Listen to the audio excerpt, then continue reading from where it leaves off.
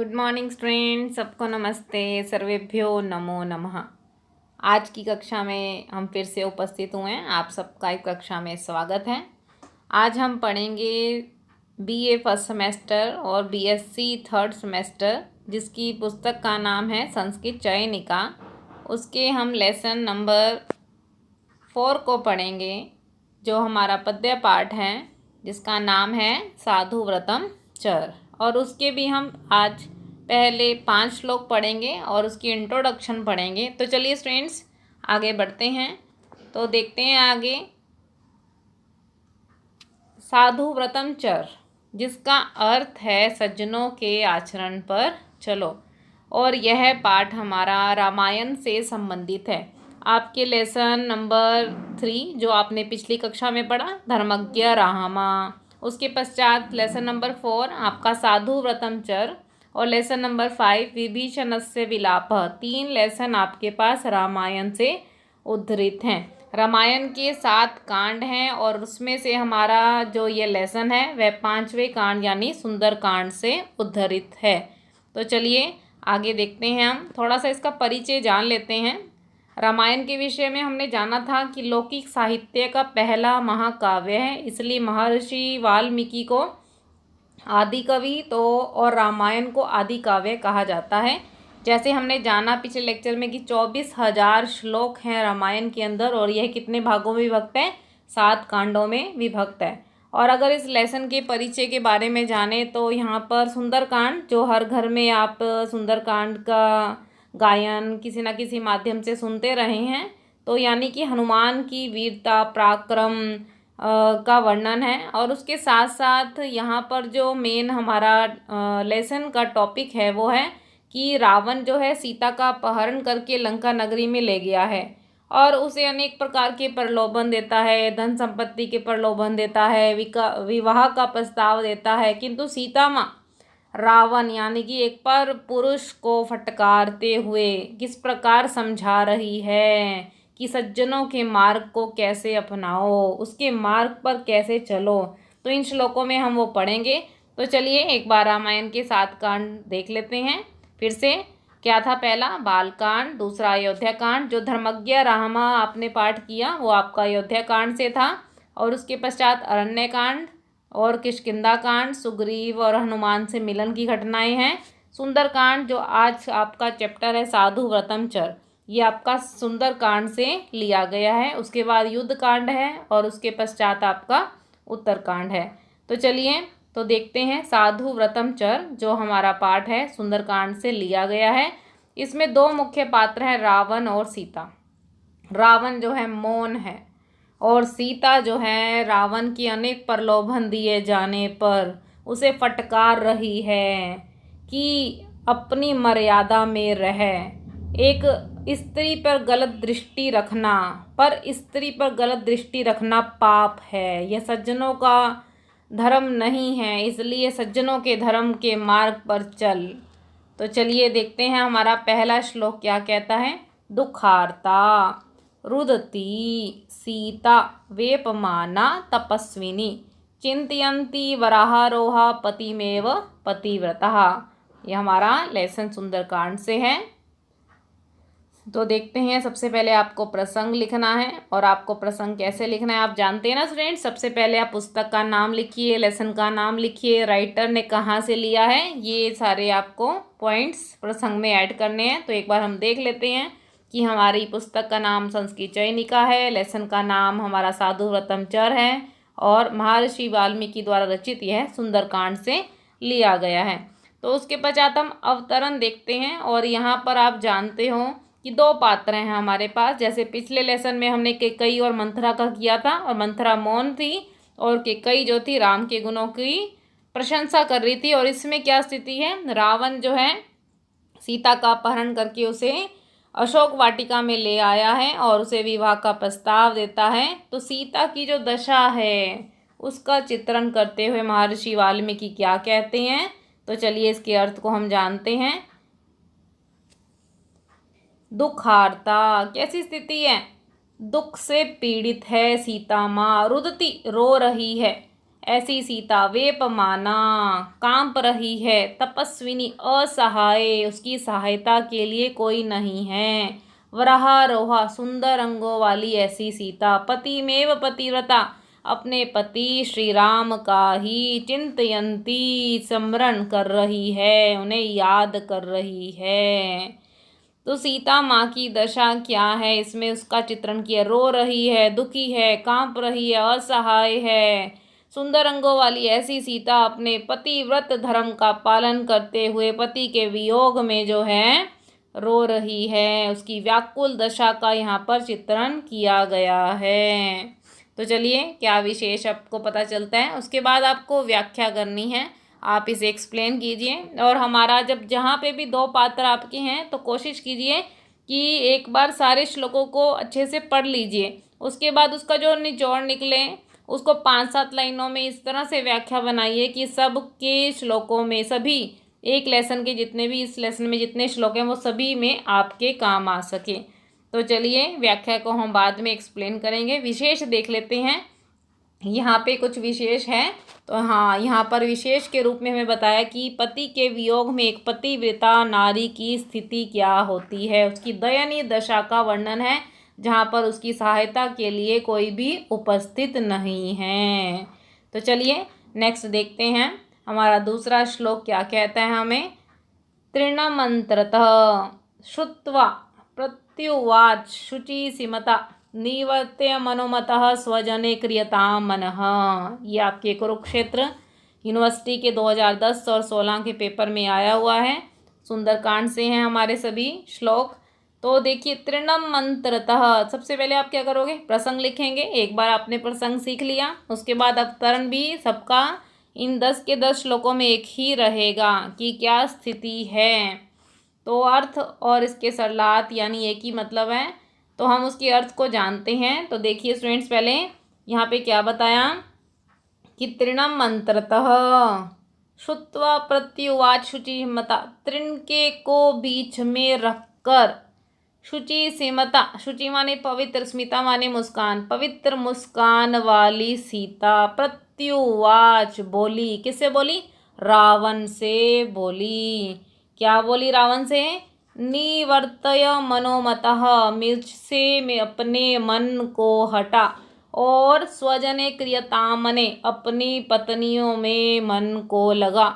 तो यहाँ पर बड़ा सुंदर कहा कि पवित्र मुस्कान वाली। आप देखते हैं संसार में हमारी मुस्कान, हमारा उसमें भी आज के इंसान में छल कपट अधिक दिखता है, परंतु सीता माँ की मुस्कान को बताया है पवित्र मुस्कान वाली, जो अंदर और बाहर से एक समान है, जबकि आज के मानव में वो हमें नहीं दिखती ऐसी क्वालिटीज़। तो यहाँ पर बताया कि पवित्र मुस्कान वाली सीता क्या करती है, तिनके को बीच में रखकर प्रत्युवाच बोली, किसे, रावण से बोली कि मुझसे मन को हटाओ और स्वजन क्रियता मन है, अपनी पत्नी में मन को लगा। तो इसके आपको अर्थ को जाना, उसके पश्चात हम इसको एक्सप्लेन करेंगे कि सज्जनों का धर्म क्या है, अपनी मर्यादा में रहना, और पर स्त्री के प्रति गलत दृष्टि रखना पाप है। तो चलिए कुछ विशेष अगर हमें पता चल रहा है तो वो देखते हैं। यहाँ पे आपने देखा तिनके को बीच में रखना, इसका तात्पर्य क्या है, एक परंपरा यहाँ पर दिखाई गई है, और ऐसा माना जाता था कि जो एक विवेकशील व्यक्ति है जब किसी अशिष्ट व्यक्ति से बात करता है तो तिनके को रखना माने एक आवरण को, एक ओट को रख लेना, ताकि जो उसकी वाइब्रेशन है, गलत वाइब्रेशन है, दूसरे विवेकशील व्यक्ति पर ना पड़े। तो ऐसा ही सीता करती है, जब रावण उससे बात करने आता है तो तिनके को बीच में रख लेती, ताकि जो उसकी अशुभ वाइब्रेशन है, गलत वाइब्रेशन है, उस पर ना पहुँचे। तो चलिए बहुत सुंदर ये श्लोक है जो पेपर की दृष्टि से भी कई बार आपको आया हुआ है। तो चलिए नेक्स्ट व्याकरण का अंश है, जो आप व्याकरण पढ़ रहे हैं उन अंशों में से आप बड़ी सरलता के साथ निकाल लेंगे। तो बढ़ते हैं, नेक्स्ट श्लोक है हमारा, साधु धर्म म वेक्षस्व, साधु साधु व्रतम चर, यथा तव तथान्येषां रक्षया तारा निशाचर। सुंदरकांड से हमारे सभी श्लोक हैं, ये आपके कुरुक्षेत्र यूनिवर्सिटी 2008-18 और भी कई बार रिपीट हो चुका है ये श्लोक। और बहुत सुंदर यहाँ बताया। प्रसंग लिखिए, अवतरण लिखिए, फिर उसके अर्थ की ओर बढ़ते हैं हम। तो यहाँ क्या कह रही हैं, यहाँ पे बड़ा सुंदर कह दिए, साधु धर्म वेक्षस्व, साधु साधु व्रतम चर, यथा तव तथा निशाम रक्षया दारा निशाचर। कि साधु धर्म, सज्जनों के धर्म को, अवेक्षस्व जान ले, उसको देख भली प्रकार से, साधु साधु व्रतम चर, और सज्जनों के आचरण का पालन कर। चर माने पालन कर, यही हमारा लेसन का भी नाम है, साधु व्रतम चर, सज्जनों के आचरण का पालन कर। यथा जिस प्रकार, तब तेरी, तथा निशाम रक्षया दारा, दारा जो है पत्नी के लिए प्रयोग किया जाता है, जिस प्रकार तेरी पत्नी रक्षया रक्षा के योग्य है। निशाचर, निशाचर कहते हैं जो, निशा माने रात में जो विचरण करते हैं, यानी रावण के लिए यहाँ पर प्रयोग किया गया है कि जिस प्रकार तेरी पत्नी रक्षा के योग्य है, तथा निशाम, इसी प्रकार दूसरों की पत्नी भी रक्षा के योग्य होती है। तो इसलिए यहाँ पे उन्होंने कहा कि सज्जन के धर्म को देख और उसका पालन कर, जिस प्रकार तेरी पत्नी रक्षा के योग्य है, ऐसे ही दूसरों की पत्नियां भी रखने के योग्य होती है। तो देखिए बहुत सरल और सुंदर अर्थ को बता रहा है। उसके पश्चात आप इसको एक्सप्लेन करेंगे और इसके पश्चात हम देखते हैं कुछ विशेष हमें मिलता है। तो हाँ, यहाँ पे बताया कि सज्जनों का धर्म क्या है, अपनी लोक मर्यादा का पालन करना, ना कि उसका उल्लंघन करना। तो उसके बाद हम व्याकरण को निकालेंगे, जो आप अपनी सरलता से देख सकते हैं। चलिए नेक्स्ट बढ़ते हैं। हमारे पास जो श्लोक है 2007 में आया हुआ है और बहुत ही सुंदर, चाहे आप इसे भौतिक दृष्टि से देखिए, चाहे आप इसे लेसन की दृष्टि से देखिए, तो सभी दृष्टियों से बहुत ही सुंदर श्लोक है ये हमारा। सुंदरकांड से हैं सभी श्लोक हमारे। इहि संतो नावा संति सतो वानानुवर्तसे, यथा ही विपरीता ते बुद्धिराचार वर्जिता। क्या करेंगे आप, सबसे पहले प्रसंग लिखिए, अवतरण लिखिए, उसके पश्चात आप इसके अर्थ को लिखिए। बहुत सुंदर कहा, इहि संतो नावा संति, नावा अनुवर्त से, या तो संतो तेरी नगरी में संत महापुरुष नहीं है। रावण के दुर्व्यवहार को देखते हुए सीता माँ उसे फटकारते हुए कह रही है कि या तो तेरी नगरी में समझाने वाले संत महापुरुष नहीं है, सतो व, अथवा संत महापुरुष तुम हैं, नानुवर्त से, या फिर तू उनके दिखाए हुए मार्ग पर नहीं चलता है। दो ही चीज़ें हो सकती हैं, या तो तुझे समझाने वाला कोई नहीं है, या फिर है तो तू उनकी बातों का पालन या फिर उनके व्यवहार को, उनकी आज्ञाओं को जीवन में नहीं ढालता।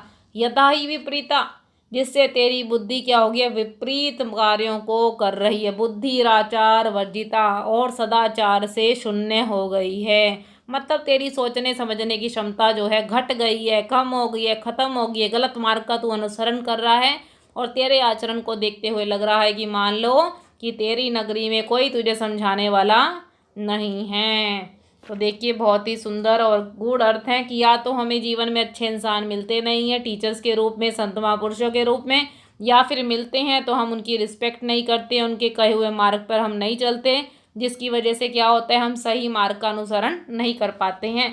तो चलिए आप उसको एक्सप्लेन कीजिए, चाहे आप भौतिक दृष्टि से लीजिए, चाहे आप किसी लेसन की दृष्टि से लीजिए, बहुत ही सुंदर है। अब विशेष देखते हैं यहाँ पे क्या बात आपको पढ़कर लग रही है कि एक व्यक्ति के व्यक्तित्व को, व्यवहार को जानकर हमें पता चल जाता है कि उसके जीवन में क्या संगति है, कैसी कंपनी है उसकी, या फिर उसके जीवन में संत महापुरुषों के क्या प्रभाव हैं, है उसके जीवन में कुछ उसका व्यवहार सुधरा हुआ लगता है। तो इसलिए रावण को फटकार रही है कि तेरा व्यवहार ऐसा लगता है कि तुझे कोई समझाने वाला ना हो। तो चलिए नेक्स्ट देखते हैं, हमारा 5th श्लोक हमें क्या बता रहा है।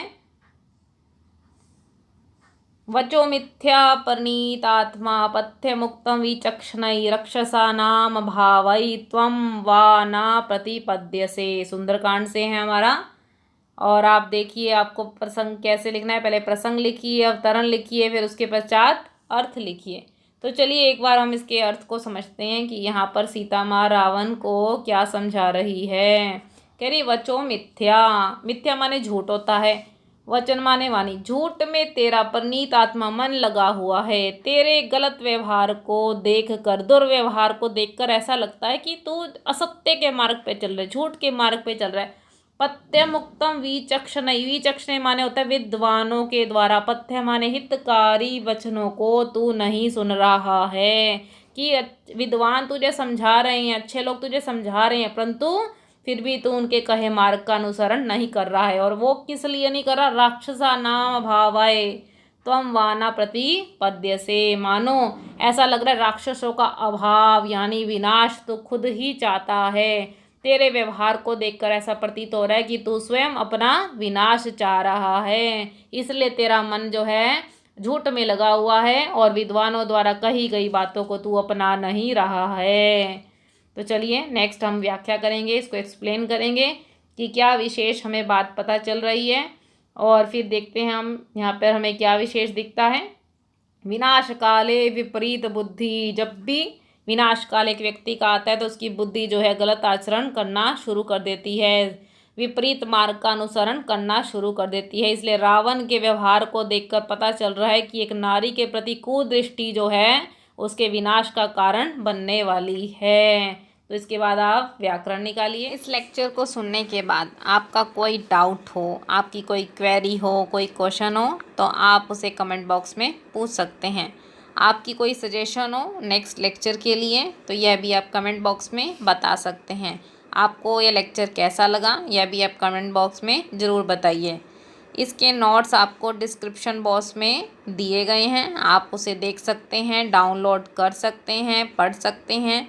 और अगर ये लेक्चर आपको अच्छा लगा है तो इसे लाइक कीजिए, अपने फ्रेंड्स के साथ शेयर कीजिए, और अगर आप बड़ी आसानी से संस्कृत को सीखना चाहते हैं तो इस चैनल को सब्सक्राइब करना ना भूलें।